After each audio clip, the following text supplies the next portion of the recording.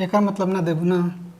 अभी सुनत नहीं है का तोहरा 50 साल कहीं के बतिया कबे से चिल्लाता नहीं कतना आराम से सुतल बना उतना चैन का नींद कबो जिंदगी में तोहरा ना मिली।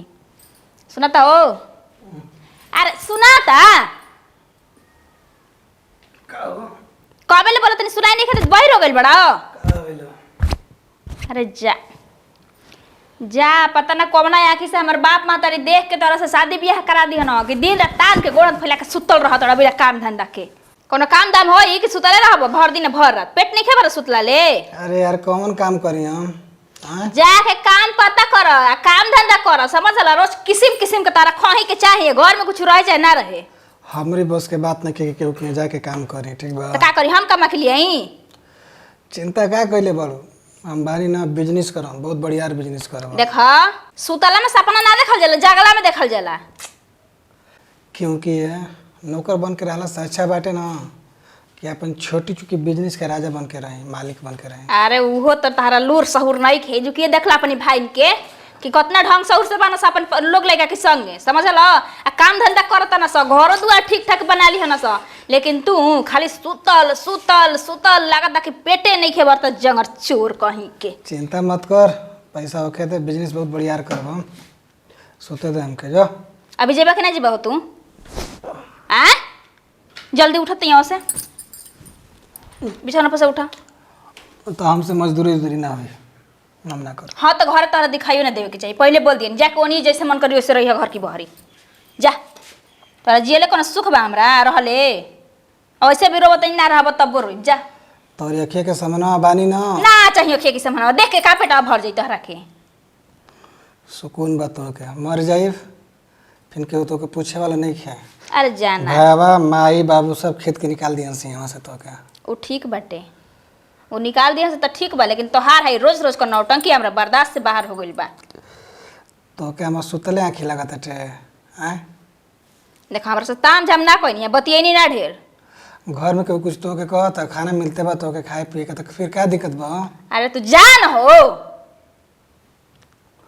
मेरा रो काज ने कैसे मिल साला चैन से सुतो नहीं खेले थे एकदम बरबर। हाँ मैं हरारू सही बात खातिर बोल देती है ना तो खराब हो जाती है। अरे पता नहीं कहाँ से हमरा कपारे पर मढ़िया गई ना एकदम से ना दिमागे हमार जड़ जाता खा करी ना मरले बनता ना जियले बनता मन इहे करता कबो कबो ना आकि छोड़ छाड़ के चल जाई नैहर आखिर आराम से रही हाँ बिना काम धंधा कई मर्द लजातो नहीं खाना डेरा तो ना कि हाँ लोग लड़का हमारी की बराबर बहन शादी ब्याह बेटा बेटी को करे के बाकी नहीं सुतल सुतल कुल करी हाँ अब बड़ा घर में तोरा के ना झाड़ू से स्वागत करी तो कहिया कि का कहत रहे का करी कुछ समझ में नहीं खत हमरा के मेहरारू अलगे बोलत रहती है आखिर काहे ना बोले वो कब तक ले हम बिजनेस करब हमको खुद समझ में नहीं आवत। बाबूजी की यह हाल बाटे पैसा हमके दिहन नहीं कुछ समझ ही नहीं का करी हम लड़का बच्चा बनन सा क्या मुँह लटका के बैठल रहा। अरे का कहीं राजेश भैया कुछ समझ में नहीं आवत हो क्या हो गई मेहरारू बार बार ताना देत रहती है कहती है कि जाके कहीं मजदूरी कर तो कहते पता बाटे कि मर जाइम लेकिन केहू के जाके हम मजदूरी कर ना सकी ना हाथों से होइबो ना करी। अरे हो ही नहीं हमार कहना मी हटे कि भले छोटी चुकी बिजनेस रहे वो अपन बिजनेस न रही हम ओका राजा रहब लेकिन केहू राजा के यहाँ जाके मंत्री बन के रही हमारी बस के बात नहीं है का वो कहते तो पैसा चाहिए। हाँ पैसा चाहिए बाबूजी देवही ना करें कहलन कि देव साला कहते पी के ख़त्म कर दी उनका हम कही हाल कहनी कि बाबूजी बहुत धीरे धीरे बहुत कम हो गए बेटा हमारे पियल हम पियत नहीं किए समय लेकिन देते नहीं खान तो कम कैला से ना नहीं पूरा खत्म करे के पड़ी बाबू का करी भैया जनते बड़ा हमने का मन हटे आ मनवा धीरे धीरे ना मानेला नहीं कहीं को देख लेनी ना तब बढ़ जाए तो तन में ढेर हो जाला 2-4 रुपये का अधिका हो जाला यही से तो घर ला भी जाना तरह से कोनो काम करने का पैसा देबो डुबा दी। आज मेहरारू ठेल ठाल के जगह सुतला नहीं हो ना बढ़िया से खाए के मिला था ना सूते के मिला था टे का करी हमको समझ में नहीं आवत। एक काम कर ना देख अभी जले पैसा नहीं खेनो 2-3 महीना खातिर बाहर कहीं चल जाओ फिर बतिए हुए पड़ता ना भैया जाके तुमको कहीं मजदूरी करे के पड़ी ना पागल कोनो ऑफिस में काम कर पढ़ल लिखल बैठल बड़े। अरे हम केहू के अंडर में रह के काम नहीं कल चाहते बस हुए बतिए छूटे रहल चाहता ना हम अपन बिजनेस कर चाहते हैं। तो एकर देखे कहीं उपाय बा, अगर हो सके तो पूंजियो कम बतोरे लगे आ 2,000-5,000 के तो पी जाल तरे खरीद देखा तनी। नहीं कम हो गई बेटे, अब कहाँ 200-300-400 में फरिया लेते नहीं। अच्छा तो यह काम कर कि तब सब्जिए बेच, इससे बढ़िया कोनो बिजनेस भी नहीं खे जानते बड़े। सही बोला तर भैया, ले के बेच सब्जी, सोचत नहीं ना, कम पैसा में फरिया जी वही सोचत नहीं कि बाबूजी तो दिहन नहीं, ना जात नहीं खाली मेहरारू के गोड़े पे गिर पैसा ले लो। कह के मंगलसूत्रवा अपन दे दे, ओकरा के बनकी रखब और सब्जी उठावत नहीं बेचत नहीं, ओकरा के कैसन रही? बढ़िया रही। ठीक भैया, जात नहीं तनी खाली बतिया के देखी क्या कहती है। ना ठीक बा, हाँ जा जा देखो। और ये देख काम धाम ना जाए, सुतल सुतल पैसा चाहिए क्या ये कम तेज बनता काहे लगे जो कंपनी में खट के कमा ले 2-3 महीना, ती नहीं खे सुतत इहो काम ना करी, अंडर में ना रहब। अरे वो लायक बाड़ो तू अंडरों में रहे लायक नहीं खा, तारा के रखे के हो बात बतिया उतर खाली जा तू तनी सही बे काम के बड़ा ठीक करे से मेहर लतिया होती है वही लायक बोटले बड़ा तू। हम तो रहती तो चढ़ावा के 4 लात और दिए वही रहती तोरा के कहा था कि जो काम ना धमा लेते सब्जियों बेचे के ज्ञान दिए तो अब अलग अलग बात बतिया बहस करे झूठो के छोड़ ना का मतलब बा जौन करी ओकरा आगे हमरा का ले देबे बा। हमारो ढेर दिन हुआ लेकिन ये बात सुन के मान लो बियाह हो कहीं वाला बा काम का बड़ा जी यही तरह हमरो हाल हुई नु ज़्यादा काले हम बाहर चलत नहीं ओकरा बाद देखल जी। चलो अभी पैसा जुगाड़ करी। ए भाई तो सुतल बाड़ी। रानी, ए रानी तक सुते दो। सुनो ना, ओए अरे सुत दे हो तन जगह तू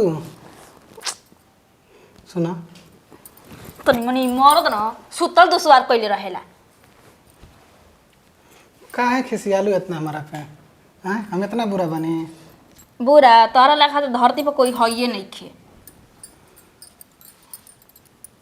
ये तेरे बोले नु तो मां कहले कि कहीं चल जाई हम। और तो चल जा के सुनाओ तड़ा धमकी कर दे तड़ा हमरा के। हाँ भाई हम जानते नहीं हमारी रहला चाहे ना रहला से तोरा के कोनो प्रभाव पड़े वाला नहीं है। बोला काम बोला नींद आवता ठीक बा। सुनो ना एगो बात तो से कहते नहीं सुनो। सुन तनी कानवा बंद नहीं खे हमार बोला। हम बिजनेस कई चाहते नहीं। कैसन बिजनेस हो? सब्जी बेचे वाला। ये तोरा बिजनेस से पसंद पड़ी। अरे बहुत बेचाई गाँव में घूम घूम के बेचब ना तो चाची भौजी भैया जे करी घरे जाई वो करी घरे मतलब सब कुछ बेचे। कर अब्बो से ढंग से और सीख हमर से पूछत का बाड़ा। लेकिन बिजनेस करे खातिर पैसा चाहिए ना। तो का हम पैसा बन जाई का? पैसा तू काहे खातिर बनबो लेकिन सुना तू चाहबू तो हम कह सके ना बिजनेस वाला। अरे हम का करी हो? एगो काम कब तो करबू? हमसे कुछ काम ना हो। बोलो ना।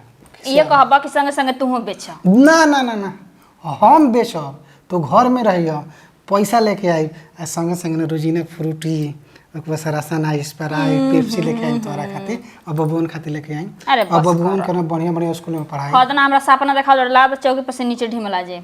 बस एगो काम कर दो। बोलबो करबा हाय मंगलसूत्र दो ना ले जाके सोनारा के रख देता नहीं आ जब कमा में तो तोरा छोड़ा दे। मंगलसूत्र में अरे तहरा लाज लागत है मुझे छौसू कहीं का घर में घुसल रहत रह बिना लाज डर के।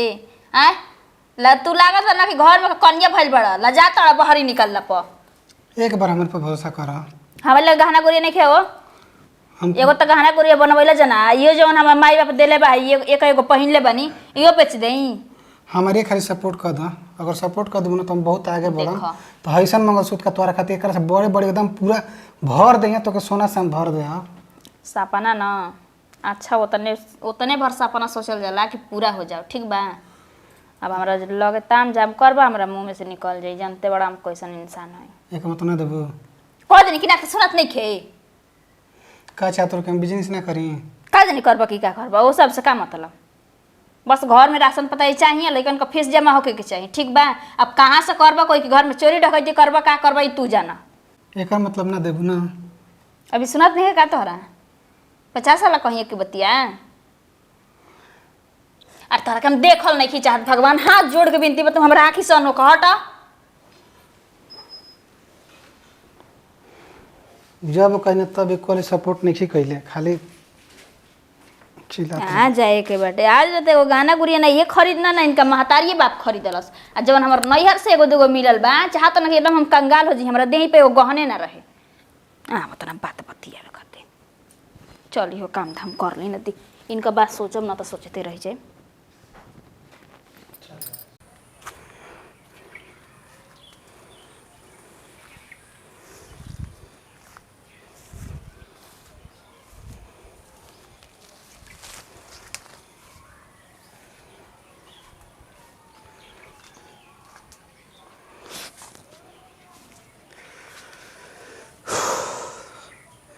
साला ऐसा मेहरारू ना 7 घर ना मिले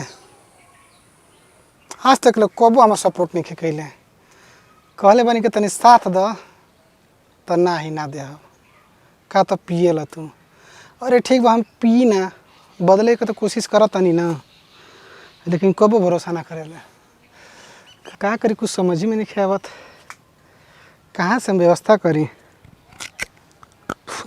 केहू समझाऊँ वाला नहीं है बाबूजी पैसा ना दिए ना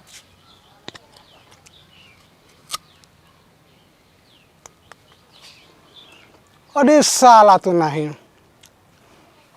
हमारे बगीचा में अमरूद के पेड़ पे इतना अमरूद लागल बाटे और हमारे दिमाग में आइडिया आई तो आवते ना रहा बतावा हो जितना सरवा हमारे पटीदार बना सा हमारा बगीचा में घुस घुस के पूरा अमरूद खा लन सन आ खा के सरवा पीला हो गल सन अरे अमरूदा बचल रहित तो हम तूर के बेचती ना खैर कोनो बात नहीं है जितना बाटे इतना बहुत बाटे हमारे के बिजनेस करे खातिर एक के तूर लेतनी आ तूर के रख लेतनी कपार पर ले जाके गाँव गाँव बेचम आ जब पैसा बची वही से हम सब्जी का बिजनेस करब। वाह मज़ा आ गई।